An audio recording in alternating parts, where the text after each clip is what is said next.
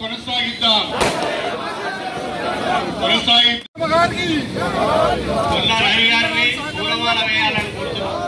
కొల్లా ముఖ్యమంత్రి గారు జోహార్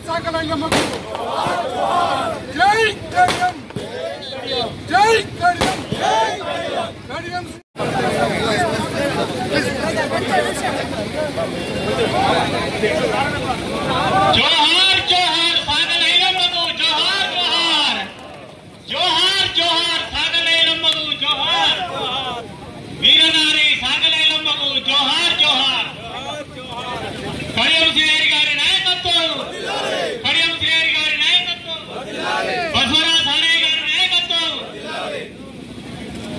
జై కాంగ్రెస్ జై కాంగ్రెస్ కడియం శ్రీహరి గారి నాయకత్వం జై కాంగ్రెస్.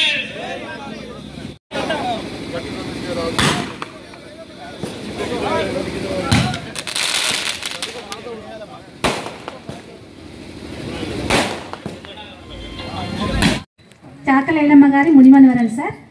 ప్రస్తుతం నాకు కొద్దిగా తెలుసు. భూమి కోసం భుక్తి కోసం పోరాటం విష్ణు బాబు దొరలు గడగడలాడించిన చాకలి ఐలమ్మ 40 ఎకరాల ఆస్తిని తీసుకొని కౌలు చేసి తను ప్రపంచంలో స్టేట్ మొత్తంలో కాక అంతటా పేరు పోసింది చాకలి ఐలమ్మ. ఆమె గురించి తెలిసింది అందరూ తెలిసింది. ప్రస్తుతం నేను సుత పాలకుర్తి నియోజకవర్గం దాదాపు 20,000 మందికి పింఛన్స్ పెట్టించారు సార్. ప్రతి కలెక్టర్తో నేను అవార్డు తీసుకున్నా. నాకు సుత అమ్మ తరపున పేరు బాగా ఎక్కడ చూసినా సన్మానం చేస్తారు. నాకు మంచి అవకాశం ఇచ్చినందుకు మాట్లాడినందుకు మేము ఒకటి కోరుతున్నా సార్. మా స్టేషన్ కన్పూర్లో మాకు రజకులకు ఉన్న సమస్యలు మీరు క్లియర్ చేయాలని నేను మీకు వినతిస్తున్నా. తప్పులుంటే క్షమించండి సార్. అవకాశం ఇచ్చినందుకు ధన్యవాదాలు సార్.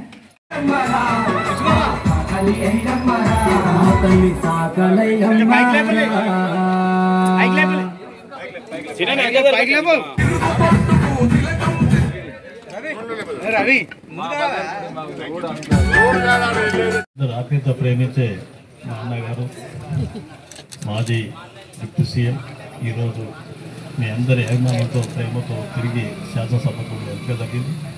పెద్దలు కడియం శ్రీహరి గారు ఎంపికపై వచ్చిన ఇతర పెద్దలందరికీ ఐలమ్మ గారి వారసులు సంధ్యారాణి గారికి వేదికపై ఉన్న పెద్దలందరికీ పేరు పేరున నమస్కారాలు. చిట్యాల ఐలమ్మ కానీ అందరికి ఒక పేరు జరిగి చాకలి ఐలమ్మ పేరు పెట్టారు. కులం చాకలి కదా, అది ముద్రపడ్డది. కానీ ఆ పేరు యాక్చువల్గా చిట్యాల ఐలమ్మ వాళ్ళ ఇంటి పేరు. యాక్చువల్గా ఒక తెలంగాణలో కాకుండా యావత్తులో తెలంగాణ రైతాంగ పోరాటానికే ఆమె ఒక స్ఫూర్తిదాత. ఒక మాట చెప్పాలంటే ఒక రజకుల కోసం పోరాటం చేసిన వ్యక్తి కాదు. ఆనాడు భూస్వాములకు వ్యతిరేకంగా పోరాటం చేసిన ఏకైక ఆనాడు మహిళ చిట్యాల ఐలమ్మ గారు. రియల్గా చాలా హిస్టరీ ఉంది. ఈరోజు మరి దేశంలో కూడా తెలంగాణ రైతాంగ పోరాటంగానే ఆ ఫస్ట్ పేరు వచ్చేది చిట్యాల ఐలమ్మ గారి పేరు. అప్పుడు ఉమ్మడి కమ్యూనిస్ట్ పార్టీలో ఉన్న నాయకులందరూ కూడా ఐలమ్మ గారు అంటే ఒక విధమైన ఒక స్ఫూర్తిదాత. ఆ ఉమ్మడి కమ్యూనిస్ట్ పార్టీలందరికీ కూడా మరి ముఖ్యంగా ఈ ప్రాంతానికి సంబంధించిన వ్యక్తి కావటం రియల్గా మనందరికీ కూడా గౌరవం కావాలి. పక్కనే చిట్టి పాలకుర్తి గణపూర్ దాటే పాలకుర్తి పోవాల్సింది కదా మనంతా. ఇదే కొంత తెలియదు అసలుకి. క్రమక్రమ వారు చేస్తున్న తప్పు సమయంలో మరి చిట్యాల ఐలమ్మ గారి పేరు, చిట్యాల ఎమ్మెల్యే గారు చేసిన పోరాటం, చిట్యాల ఐలమ్మ గారు చేస్తున్న భూస్వాములకు వ్యతిరేకం కాకుండా ఎన్నో రకాల పోరాటం చేసిన ఏకైక మహిళా నాయకురాలు. ఇవాళ వారి స్ఫూర్తితోటి ఈరోజు ఈ ప్రాంతంలో ఉన్న పెద్దలు శ్రీ అన్నన్న గారి సహకారం, ప్రోత్సాహం మరి ఆమె విగ్రహం పెట్టుకుంటాం. ఇవాళ మనందరికీ కూడా హర్షం దాకించే విషయం. మరి గతంలో మరి అన్నగారు మాతో మాట్లాడినప్పుడు తప్పకుండా మహిళలకి మన రజక సంఘ బిల్లు కంపల్సరీ ఉండాలి వారికి సంకల్పం. మీరు ఎవరు అడగాలి యాక్చువల్గా వారికి జనగాం మీటింగ్లో నా కాన్స్టిట్యూన్సీలో ప్రతి మంది లేకపోవడంలో కంపల్సరీ కట్టించే బాధ్యత నాదని తీసుకోవడం జరిగింది. తప్పనిసరి వారి కనుక ఆదేశిస్తే తప్పకుండా నాకు కూడా ప్రభుత్వం నిధులు వస్తాయి.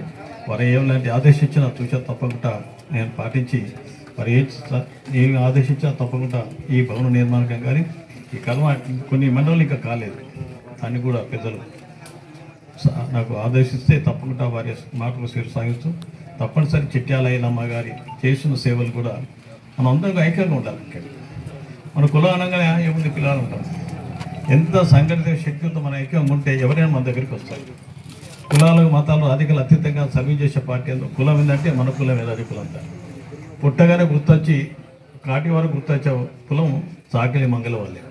రెండు ప్రధాన వృత్తుల్ని అన్ని వర్గాల ప్రజలకు స్పర్శిస్తారు. ముఖ్యంగా మన జాతిని మన ఆటపరచం కూడా ఎవరికైనా సరే ఇంట్లో విశ్వాసం ఉందంటే సొంత కొడుకు బిడ్డ కన్నా మన ఆటపరచ బెడ్రూమ్ వరకు కూడా బట్టలు తీసుకొచ్చి ఇస్తే ఏమైనా ఉంటే ఇమ్మీడియట్గా వాపసిస్తారు. నీతి నిజాతి గల కులం ఏంటంటే రజకుల జాతి ఒకటి. ఆ జాతి అలాంటి ముందుకు నీతి ఉంది కాబట్టి ఈరోజు సంఘంలో కానీ బయట కానీ మనందరి ఆత్మగౌరవం ఉంది. దాన్ని ఇంకా పోటీలంటే మనందరి సంఘం శక్తితో పనిచేయాలి. ఏదో విగ్రహం పెట్టిన అయిపోయింది కాదు, వర్ధంతి జయంతి కూడా ఘనంగా జరుపుకోవాలి. ఎవరైనా చిన్న చిన్న సమస్యలు ఉంటే పెద్దలు తీసుకెళ్ళి మనవారి ముఖ్య విద్యాపరంగా వారి విద్యాపరంలో ఎంతో సాయం చేసి ఇప్పుడు ఆయన కూర్చున్నప్పుడు ఒక పిల్లాడు వచ్చాడు, సెకండ్ అయిపోయింది ఇంకోసారి ఇంకేమైంది అంటున్నాడు. అంటే అలాంటి విద్యాదాత మీ నాయకుడు. మరి సహకారం ఉంటే తప్పకుండా ఎన్నో రకాల రేషన్ స్కూల్స్ ఉన్నాయి. వాటిలో విద్యాపరంగా మనం ఒక అడుగు ముందుకేస్తే ఆ కుటుంబం బాగుపడే ఉంటుంది. దయచేసి మీరు అడగానే పెద్దలు కడిమశ్రీయర్ గారు చెప్పుకునే అవకాశం కల్పించిన స్థానిక కుల పెద్దలందరికీ, పెద్దలు ముఖ్యంగా శ్రీయర్ నాకు ఫోన్ చేసి తప్పకుండా రావాలి అని ఆదేశిస్తే వార్తలు రావడం జరిగింది. వారికి కూడా ప్రత్యేకంగా ధన్యవాదాలు చేసుకుంటాను. జై హింద్. ప్రధాన రహదారిపైన వీరనారి చాకలి ఐలమ్మ ఏలియాస్ చిట్యాల ఐలమ్మ విగ్రహాన్ని ఆవిష్కరించుకున్న సందర్భంగా ఈ కార్యక్రమానికి చేసిన సోదరులు, పేద ప్రజల పట్ల అనునిత్యం వాళ్ళ సమస్యల పరిష్కారం కొరకు కృషి చేసే నాయకుడు శ్రీ ఎమ్మెల్సీ శ్రీ బసవరాజ్ సారయ్య గారు, వేదికపై ఉన్న సోదరులు నరేందర్ రెడ్డి గారు, అదేవిధంగా సోదరి సంధ్యారాణి గారు, మన జనగామ జిల్లా రజక సంఘం అధ్యక్షులు నమస్కారాలు తెలియజేసుకుంటున్నారు. పాలకుర్తి కేంద్రంగా తెలంగాణ రైతాంగ సాయుధ పోరాటం జరిగిన క్రమంలో భూస్వాములు పేద వర్గాలకు సంబంధించిన భూములను ఆక్రమించుకుంటున్న సందర్భంగా, వాళ్ళు పండించిన పంటలను కూడా దోచుకుంటున్న సందర్భంగా భూస్వాములకు ఎదురు తిరిగి తాను కష్టపడి పండించిన పంటను కాపాడుకోవడానికి ధైర్యంతో ఆనాడున్న విష్ణూరు రామచంద్రారెడ్డి గారికి వ్యతిరేకంగా పోరాటం చేసిన ధీర వనిత చాకలి ఐలమ్మ. ఒక్కసారి ఆలోచించండి, దాదాపుగా 75 ఏళ్ళ కింద, 75 సంవత్సరాల క్రితం మనకు స్వాతంత్రము రావటానికి ముందు, స్వాతంత్రం వచ్చిన కొత్తలో ఈ పాలకుర్తి చాకలి ఐలమ్మ ఉద్యమం జరిగింది. ఈరోజు పరిస్థితులు ఎట్లా ఉన్నాయో మీకు తెలుసు, కానీ 75 సంవత్సరాల క్రితం పరిస్థితులు ఇంకెంత అధ్వానంగా ఉండేదో, భూస్వాములు ఏ రకంగా పెత్తనం చేసేదో ఒకసారి ఆలోచిస్తూనే భయం వేస్తుంది. 1970లో నేను బీఎస్సీలో ఉన్నాను. మా ఊరి పక్కన ఒక దొరల గడి ఉంటుంది. నేను బాలసముద్రం హాస్టల్లో ఉండేది. ఆ దొరగారి పేరు ఎందుకు కానీ ఆ దొరగారి ఇల్లు కూడా బాలసముద్రంలో ఉండేది. బాలసముద్రం హాస్టల్లో ఉన్న పిల్లలందరికీ చెప్పిన ఆ రకంగా ధైర్యంగా చాకలి ఐలమ్మ తన పంటను కాపాడుకునే ప్రయత్నం చేసింది. విష్ణు రామచంద్రారెడ్డి గారన్న ఆయన కొడుకు బాబు దొర, మీ పేరు వినుంటారు. ఆ బాబు దొరను జనగామలో చంపారు. ఆ ఇద్దరు కూడా మొత్తం వెట్టి చాకరీ చేయించుకునేవాళ్ళు. పేదవాళ్ళని ఎవరిని కూడా వ్యవసాయాలు చేయించేవాళ్ళు కాదు. ముందు దొరగారి పొలం దున్నాలి, దొరగారి పొలం నాటు పెట్టాలి, ఆ తర్వాతనే వాళ్ళు ఎకరమో దున్నుకొని వాళ్ళు నాటు పెట్టుకోవాలి. దొరగారి పొలం నాటు పెట్టకుండా వేరే వారిని పొలం నాటు పెట్టడానికి వీలు లేదు. దొరవారి పొలం కొయ్యకుండా వేరే వారిని పొలం కోయడానికి వీలు లేదు. దొరవారి పొలం దున్నాలంటే ప్రతి ఇంటి నుంచి ఒక నాగలి వచ్చేది.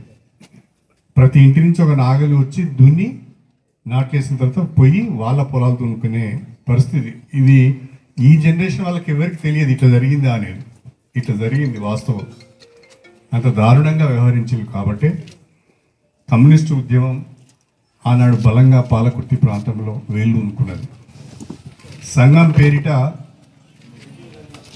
ఆనాడున్న భూస్వాముల యొక్క ఆగడాలను అడ్డుకోవటానికి సంఘాన్ని ఏర్పాటు చేసుకొని పేద వర్గాలకు అండగా ఆనాడు కమ్యూనిస్టు పార్టీ నిలిచింది. ఆ కమ్యూనిస్టు పార్టీ నాయకత్వంలో ప్రజలందరూ తిరుగుబాటు చేశారు, రైతులు తిరుగుబాటు చేశారు. తిరుగుబాటు చేసి వాళ్ళ భూములను వాళ్ళు కాపాడుకోగలిగారు. వాళ్ళు పండించిన పంటలు, వాళ్ళ కష్టాన్ని కూడా వాళ్ళు కాపాడుకోగలిగారు. సరే, స్వాతంత్రం వచ్చింది, కాలక్రమేణా కొంత చైతన్యం వచ్చింది, కొన్ని చట్టాలు వచ్చినాయి. ఇప్పుడు ఎవరైనా దౌర్జన్యం చేసినా, ఎవరైనా ఆక్రమించుకున్నా కోర్టుకు వెళ్ళే అవకాశం ఉన్నది, ప్రభుత్వానికి విన్నవించుకునే అవకాశం ఉన్నది. ఆ రోజులలో ఇవి ఏమి ఉండేది కాదు. వాళ్ళు చెప్పిందే వేదం.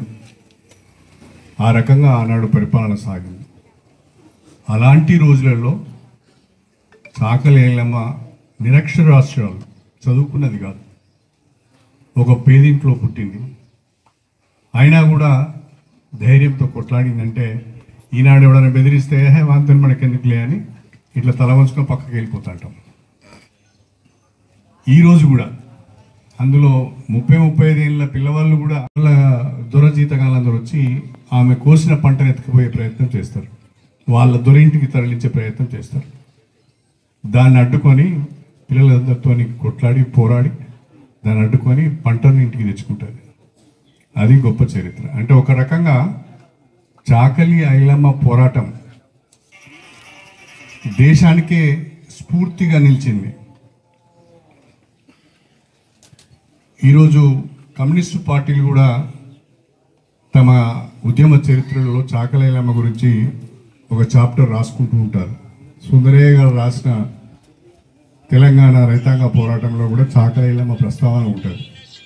పాలకుర్తిలో ఏ రకంగా ఆమె తిరుగుబాటు చేసింది, ఏ రకంగా ఆమె ఆస్తిని ఆమె కాపాడుకున్నది, కౌలుకు తీసుకున్న భూమిలో పడిన పంటని ఏ రకంగా కాపాడుకున్నది అనే విషయాలు చాలా చక్కగా దాంట్లో పొందుపరచడం జరిగింది. అంతటి దీశాలి చాకలి ఐలమ్మ. ఆమె పోరాట పటిమ చాలా గొప్పది. ఆమెను మనం అందరం కూడా స్ఫూర్తిగా తీసుకోవాల్సిన అవసరం ఉన్నది. ఎక్కడ అన్యాయం జరిగినా, ఎక్కడ తప్పు జరిగినా ప్రశ్నించే ఒరవడిని అలవర్చుకోవాలి.